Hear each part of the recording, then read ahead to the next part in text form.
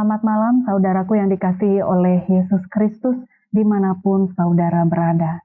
Sebelum kita menutup hari ini dengan beristirahat, marilah kita mendengarkan sabda Allah dari Kisah Para Rasul pasal 7 ayat 51 sampai ayat 53. Sebelumnya, marilah kita berdoa. Ya Tuhan Allah, kami mengucap syukur Engkau mendampingi kami sepanjang hari ini. Kasih penyertaan-Mu sungguh kami rasakan. Dan di malam hari sebelum kami beristirahat dan menutup hari ini, kami hendak mendengarkan sabda-Mu. Curahkanlah Roh Kudus-Mu sehingga sabda ini benar-benar dapat menjadi bagian kehidupan kami. Hidup kami pun juga memiliki pertobatan, menyadari setiap salah, menyadari setiap dosa yang kami perbuat, sehingga kami senantiasa terus belajar untuk membarui diri. Bersabdalah karena kami umat-Mu siap untuk mendengar. Amin.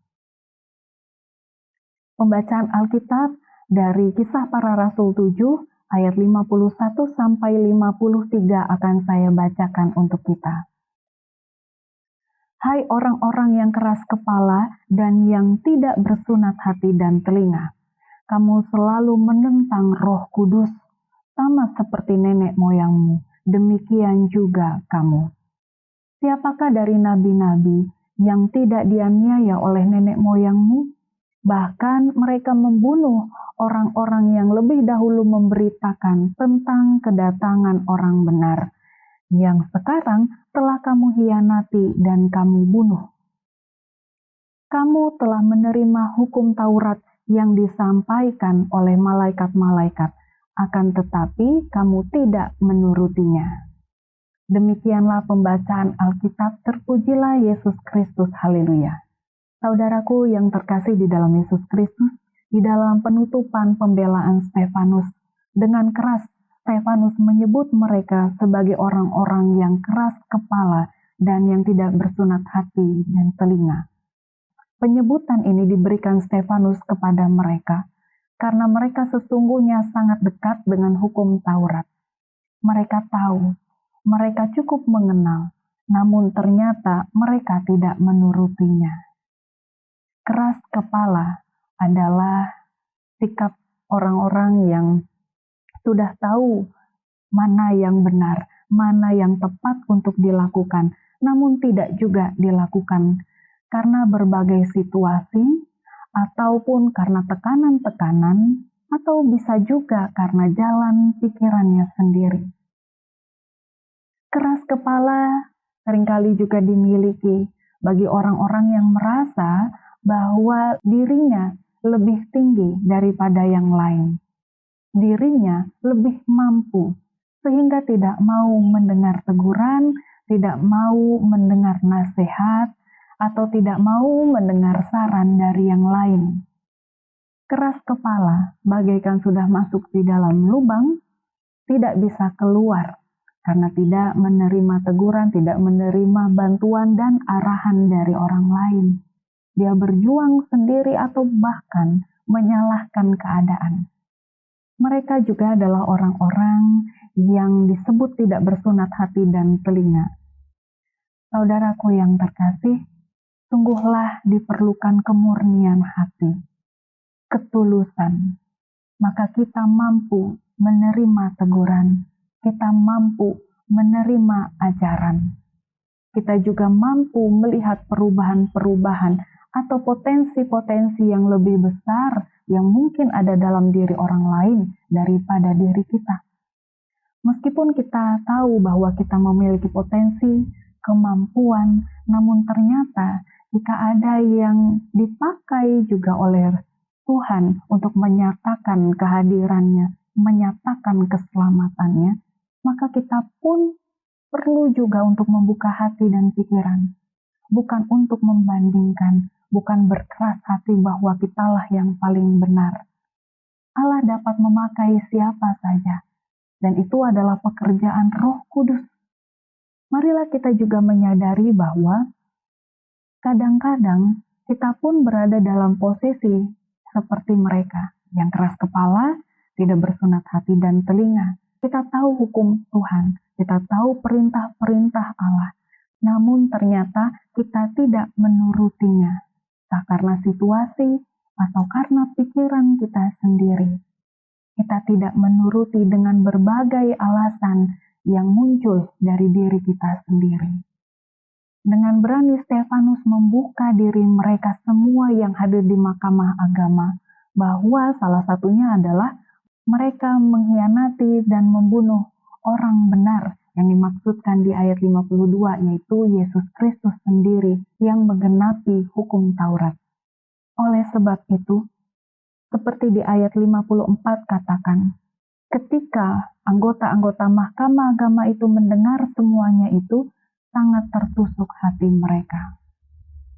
Saudaraku yang terkasih, ketika kesalahan-kesalahan dan pelanggaran kita dibuka, diungkapkan, tentu tidak semua orang siap, entah dibukakan oleh orang lain atau dibuka diri kita. Sebagai manusia kita punya kecenderungan untuk menutupi kesalahan. Namun ketika kita ingin memiliki hati yang murni, ingin dengan tulus menuruti perintah-perintah Tuhan, justru kita harus membuka diri. Siapa kita? Kesalahan apa yang kita perbuat? Kita perlu untuk melihat sampai kepada kedalaman hati kita. Kita memiliki kesalahan. Kita sering kali menutupinya dengan membenarkan diri. Baik itu karena situasi, karena tekanan-tekanan hidup lainnya. Maka kita membenarkan diri untuk tidak melakukan perintah Allah. Dan justru sikap tersebut semakin menjauhkan kita dari karya keselamatan Allah. Maka saat ini, saudaraku yang terkasih, bertobatlah kita semua. Marilah kita berani untuk membuka diri, melihat diri kita, meskipun tertusuk hati kita. Tidak berani kita membukanya. Justru itu adalah langkah awal yang baik untuk kita bertobat. Ketika kita mampu melihat diri kita, kesalahan kita, di saat itulah kita pun akan belajar untuk memperbaikinya. Itulah pertobatan. Lalu firman Tuhan yang menjadi tuntunan, apa yang harus kita lakukan? Bagaimana menjalani hidup yang seturut dengan kehendak Allah? Saudaraku yang terkasih, di dalam pertobatan pun juga butuh pemahaman. Pahamilah apa yang kita lakukan. Pahamilah apa yang kita dengar. Pahamilah apa yang kita baca. Sehingga kita bukan hanya melakukan sesuatu karena sudah menjadi keseharian kita. Tapi kita melakukan sesuatu karena kita paham betul. Begitu juga dengan perintah Allah.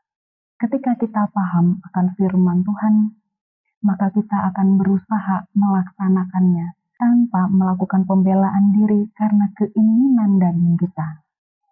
Maka saudaraku yang terkasih, di malam hari ini, marilah kita mengingat sepanjang hari ini apa saja yang sudah kita lakukan.